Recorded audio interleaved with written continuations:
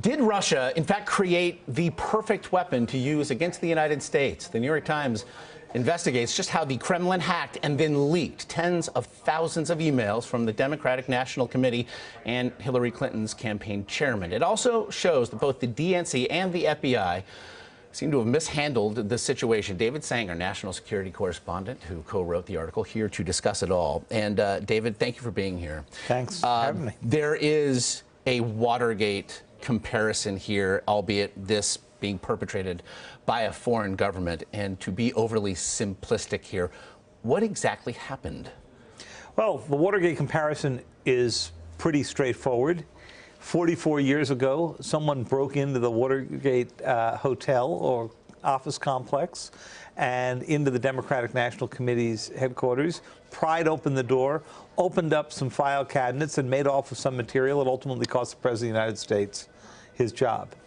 This time, they never had to go near a door, didn't have to jimmy anything, no scotch tape, no old filing cabinet.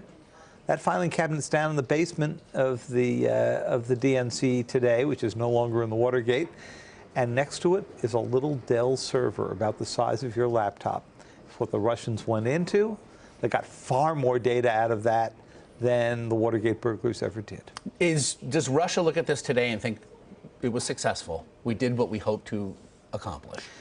Well, you know, I don't think there's any evidence that the election would have turned out differently if the Russians had not done this.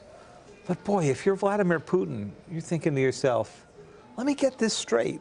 I went in, I used an influence campaign similar to what I had done in Europe. I completely distracted the Democrats.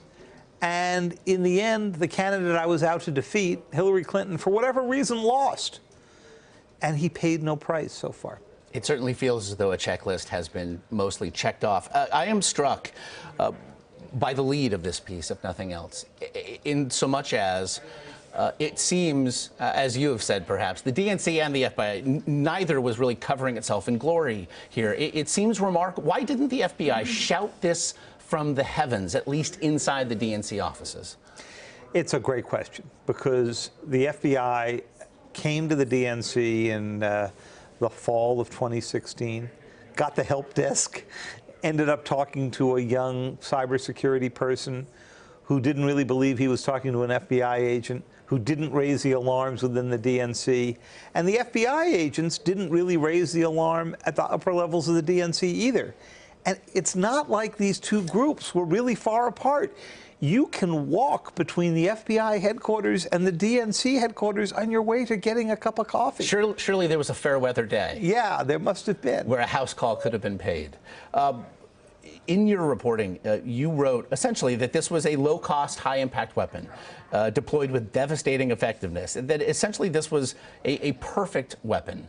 As Russia sits on a nuclear stockpile, obviously it can't use in anything short of at a zero-sum moment. What does this mean, then, for our national security? You know, you've gotten to the key difference between cyber and nuclear. You know, people try to look for examples from the nuclear world when they think about deterring cyber attacks.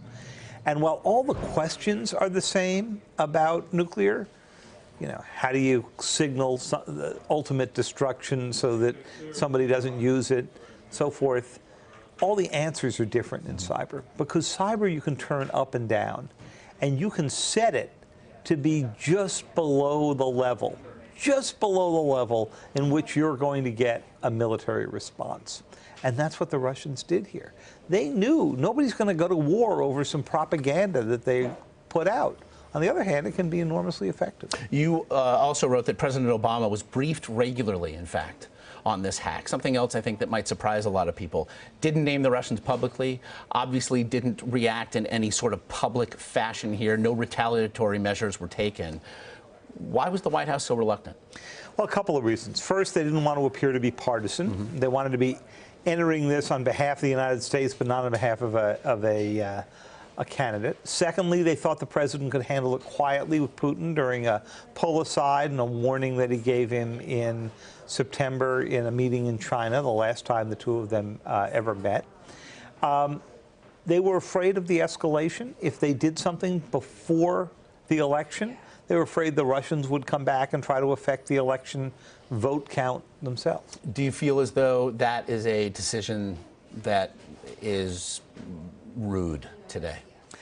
I think that that is a decision that people will go back and look at as they try to figure out the lessons of cyber deterrence and conclude in the end that we did far too little and we did it far too late. Fascinating reading. It is the front page, above the fold, no less, of the New York Times today. David Sanger, very much appreciate Thanks so much. your time. Great to see you.